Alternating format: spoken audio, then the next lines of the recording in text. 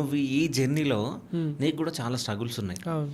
So, అప్పుడప్పుడు money ఉండేయి. అవును. సో, అప్పుడు టెంప్టింగ్ అనిపియలేదా? అంటే చేస్తారే థాయిలాండ్‌లో ఉన్నప్పుడు నేను బ్యాంకాక్ ఎంటర్ అయినప్పుడు ఆహ్, వియత్నాం మొత్తం డబ్బులన్నీ ఖర్చయిపోయినాయి. Credit card 80,000 credit card limit ఉంటే హ్మ్.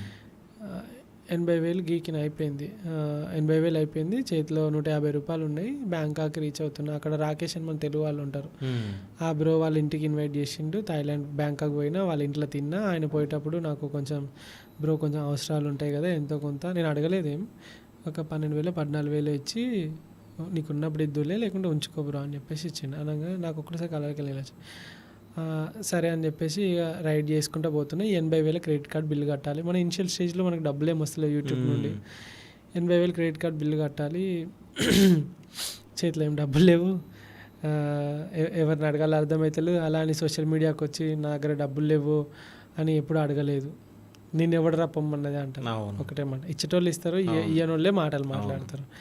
ఎందుకు తిరుగుతానో పరిగ్రహాలు తిరుగుడు ఎన్ని రకాలుగా మాట్లాడతారు, ఎందుకు వాళ్ళ దగ్గర అడుక్కున్నోండి అవుతా అని చెప్పేసి అట్లా ఆగిపోయినాం. సతీష్ అని చెప్పేసి ఇంకా తేజ అని చెప్పేసి ఇద్దరు ఉంటారు యూఎస్లో, మన కరీంనగర్ వాళ్ళు.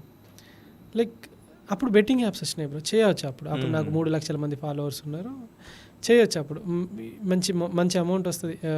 అప్పుడే స్టార్టింగ్లో చేస్తున్నారు, 1,00,000 2 లక్షలు అట్లా అట్లా వస్తుంది. కానీ కర్మ ఏదైతే ఉందో ఎప్పటికీ అయినా అది రివర్స్ లైక్ మళ్ళీ వస్తుంది అంటారు కదా. కర్మ సిద్ధాంతాన్ని నమ్మేటోని నేను చాలా బలంగా. అందుకే అని చెప్పేసి ఎవడో చూస్తున్నాడని నటించను, ఎవడో చూస్తలేడని తప్పు చేయను. సో అందుకే అక్కడ ఏం చేసిన అంటే అక్కడ రియలైజ్ అయినాం.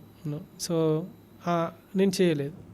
కానీ వీళ్ళు నాకు ఫోన్ చేసి మా అమ్మ ఇంటికి మా అమ్మ నెంబర్ కనుక్కొని మా అమ్మకి ఫోన్ చేసి, మా అమ్మ నా నెంబర్ ఇస్తే నాకు ఫోన్ చేసి బ్రో అకౌంట్ నెంబర్ పంపాలన్నారు. మీకు ఇన్స్టాగ్రామ్లో పెడితే రిప్లై ఇస్తలేవు అని అంటే పంపించిన. ₹1,00,000 వేసి 50,000.